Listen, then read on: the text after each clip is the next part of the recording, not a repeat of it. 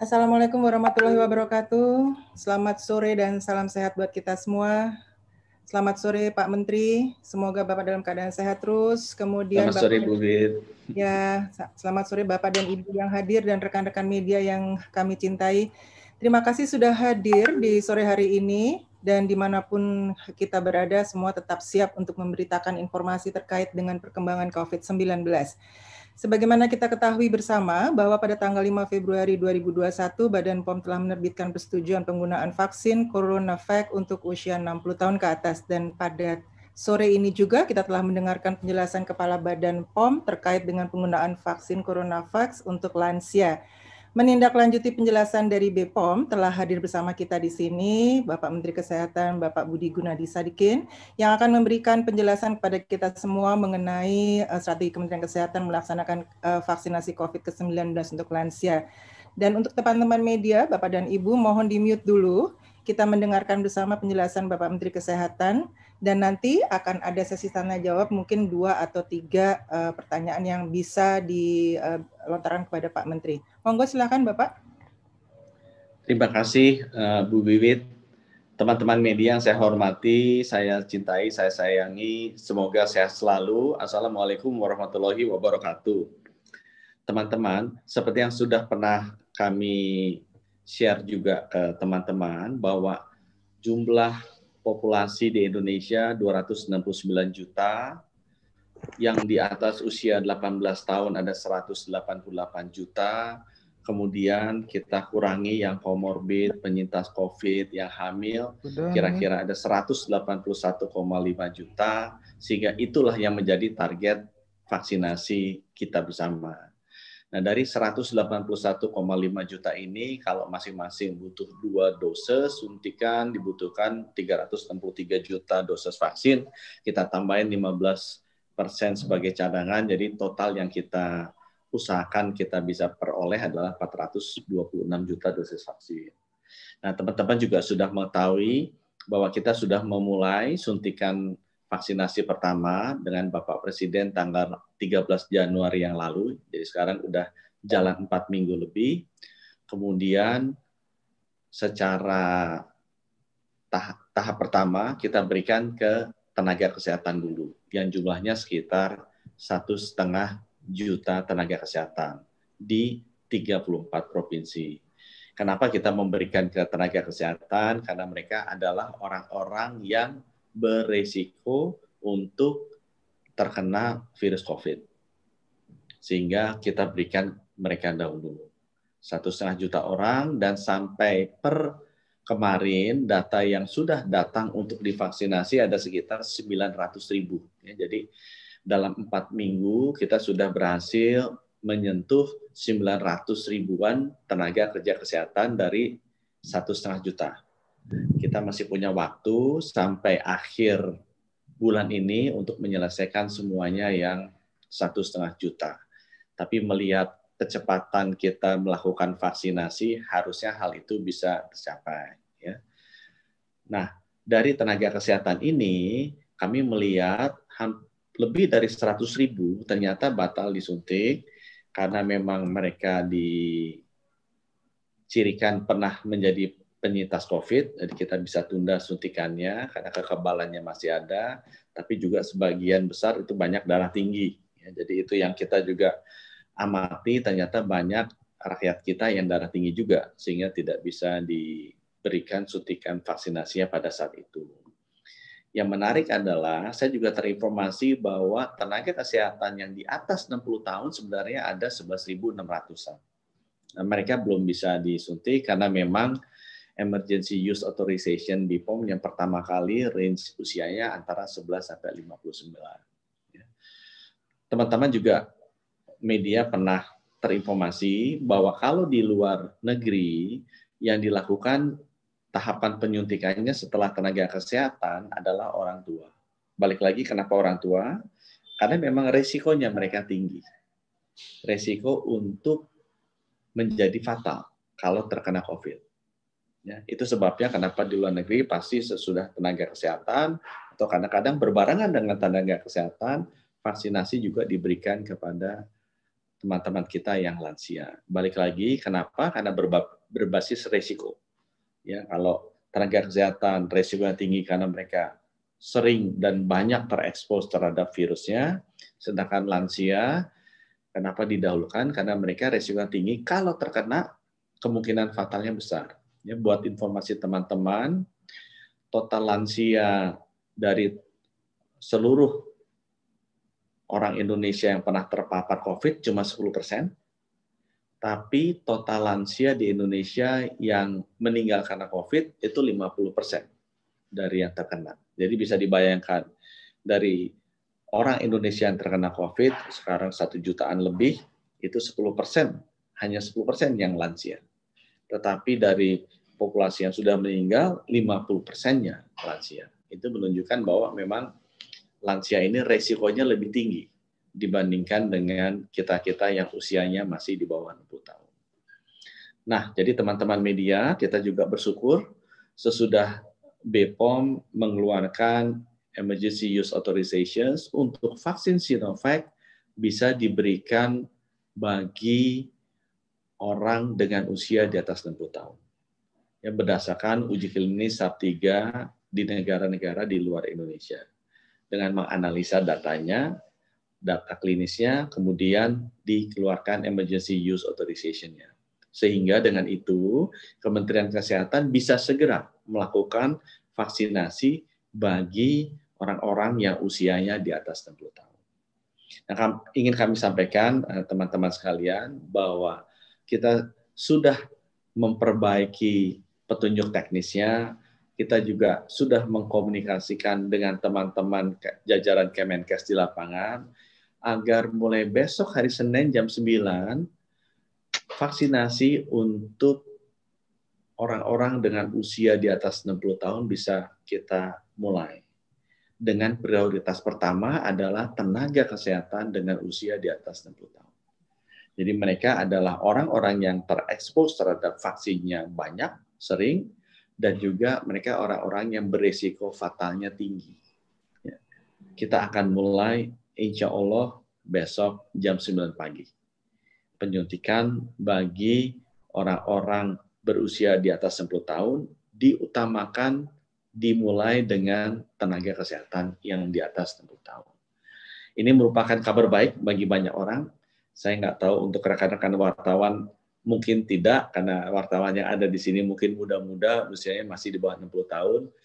Tapi ini merupakan salah satu inisiatif yang bagus karena melindungi teman-teman kita yang lebih rentan karena usianya, dan juga nantinya teman-teman yang usianya di atas 60 dan rentan untuk tertular penyakit COVID-19 dan bisa menjadi kondisinya relatif lebih buruk, lebih cepat dibandingkan teman-teman yang usia muda, itu kita bisa kurangi.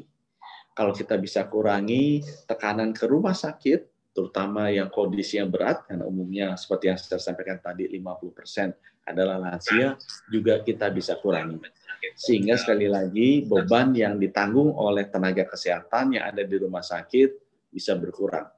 Karena sebagian besar yang lansia bisa kita cegah kalau bisa tidak usah masuk sampai ke rumah sakit.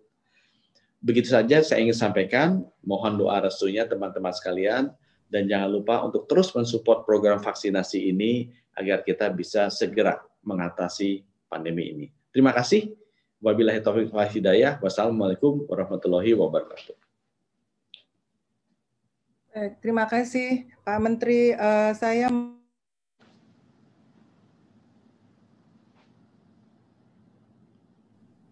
di mute, Bu. Di mute, Bu. Baik, Bapak. Maaf izin, Pak. Saya baca di chat bahwa ini datang dari I Gusti Ayu. Pertanyaannya adalah, selamat sore, saya Ayu dari Jak TV, mohon izin tanya, besok direncanakan penyuntikan vaksin COVID-19 untuk usia di atas 60 tahun, lokasinya di mana ya, Pak? Apakah akan ditinjau oleh Pak Presiden? Silakan, Bapak. Satu-satu dulu deh, Pak. Biar nah, Ayu, itu nanti tanya sama Bu Wiwit. Memang kita ada rencananya mau suntik. Sekarang kita kita sedang cari nih Ayu, siapa orang tenaga kesehatan yang usianya lumayan tua tapi sehat gitu ya. Sehingga kalau disuntik bagus. Nanti Ayu pasti akan dikasih tahu deh supaya bisa datang dan kita akan bikin zoom-nya bisa bisa melihat ya. Kalau bisa yang terkenal juga siapa yang di atas 60 tahun atau 70 tahun yang masih segar.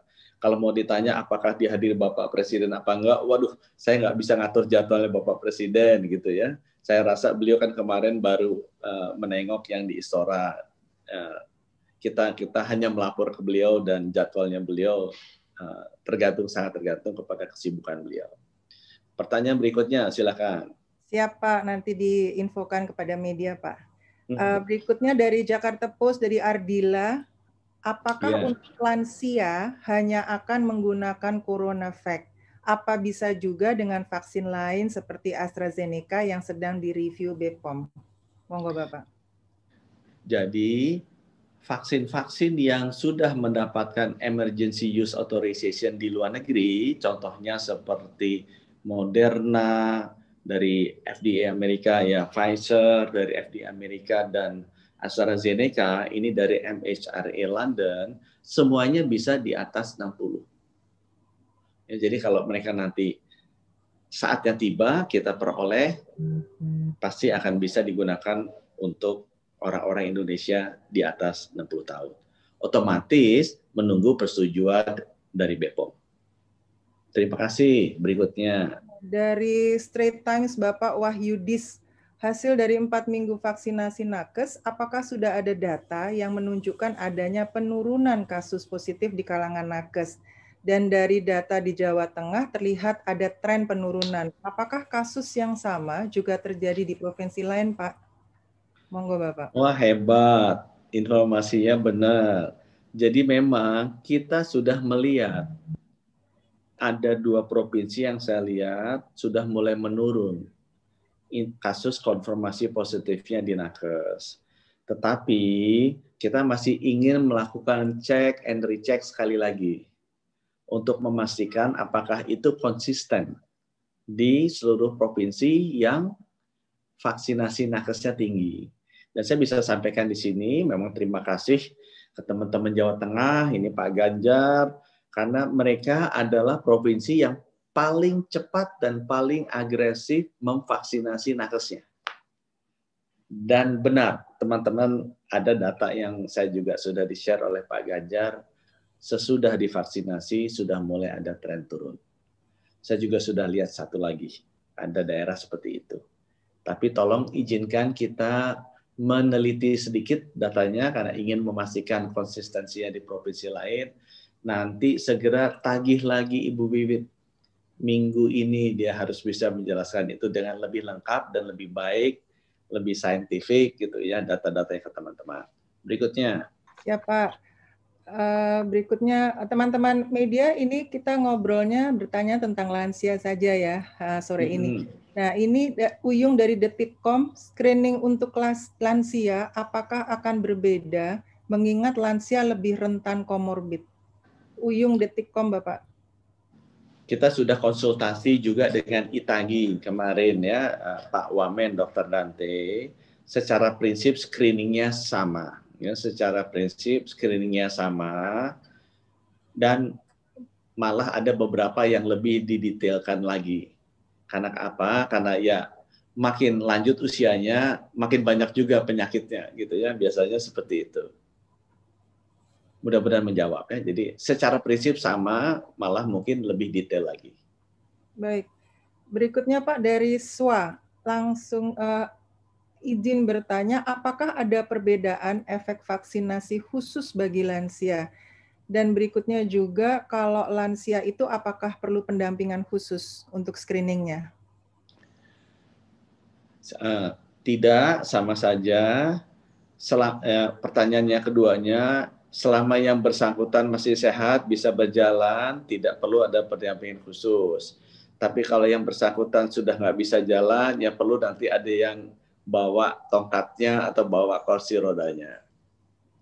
Silakan berikutnya. Perlu cek khusus dulu nggak Pak? Di sini ada mesti dia multi checknya komorbid, diabetes atau darah tinggi gitu Pak? Tidak, harusnya komorbid sama diabetes dia tahu kalau dia udah kena ya. Dia tahu kalau dia sudah memang memiliki. Nanti bisa di-share langsung ke dokternya di meja 2 ya, di meja 2. Baik. Dari kontan, apakah dengan masuknya kategori usia di atas 60 tahun akan mengubah target vaksinasi, Pak? Tidak, karena 181 juta itu ngitungnya tadi di atas 18 tahun. Jadi angka 181 juta sudah termasuk yang di atas 60 tahun. Selanjutnya. Satu lagi Bapak terakhir. Sebentar Bapak, ini jalan nih. Sasaran penerima vaksin untuk lansia, yang pertama untuk tenaga kesehatan, bagaimana dengan masyarakat lain yang lansia untuk menerima vaksinnya? Oh, kita nanti akan mulainya paralel. Memang yang diutamakan adalah tenaga kesehatan, tapi secara paralel kita akan mendata lansia-lansia yang di luar tenaga kesehatan untuk divaksinasi. Prinsipnya dengan keluarnya EUA-nya BPOM, Emergency Use Authorization BPOM untuk usia di atas 60, kita akan langsung memvaksinasi semua orang Indonesia di atas 60. Yang datanya sudah rapi dan exposure ke virusnya lebih besar adalah nakes, makanya nakes itu yang langsung akan kita jalankan hari Senin. Tapi yang lainnya yang di atas 60 akan segera mengikuti sesudahnya.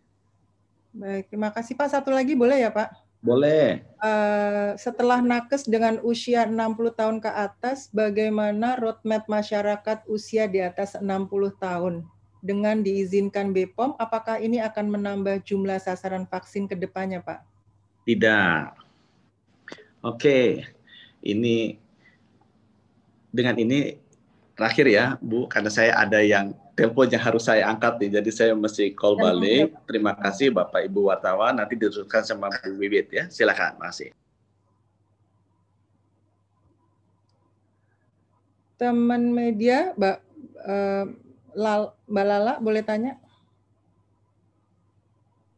Yes, Ibu, silakan. Bapak akan balik atau bagaimana? Enggak, Bu. Bapak akan lanjut ke agenda selanjutnya. Kenapa? Lanjut ke agenda selanjutnya. Oh, jadi ini sudah selesai? Sudah. Berarti gini, teman-teman media yang belum terjawab nih ada 2 dari Metro, Nadine, dan kemudian juga dari Fitri, Liputan 6. Nanti akan kami share pertanyaannya dan kita jawab lewat WA ya, gitu. Jadi teman-teman media, terima kasih banyak. Bapak dan Ibu yang sudah bergabung juga, terima kasih banyak atas kebersamaannya sore ini. Mudah-mudahan bermanfaat preskon kita sore ini dan memberikan berita yang menggembirakan, terutama untuk lansia. Sehat-sehat semuanya, dan mohon maaf kalau ada sedikit atau 2 dikit kesalahan-kesalahan yang terbit sore ini. Dan mohon maaf, ini sudah kita tutup ya. Jadi ada 2 pertanyaan lagi yang akan kami jawab melalui WA. Terima kasih. Wassalamualaikum warahmatullahi wabarakatuh. Terima kasih banyak, Bu. Bu Septriana, terima kasih sudah hadir. Sehat, Ibu? Alhamdulillah sehat, Ibu. Semoga semua teman-teman semuanya sehat terus juga. Cantik sekali, Ibu. Sama-sama, mudah-mudahan suara hari ini kita glorifikasi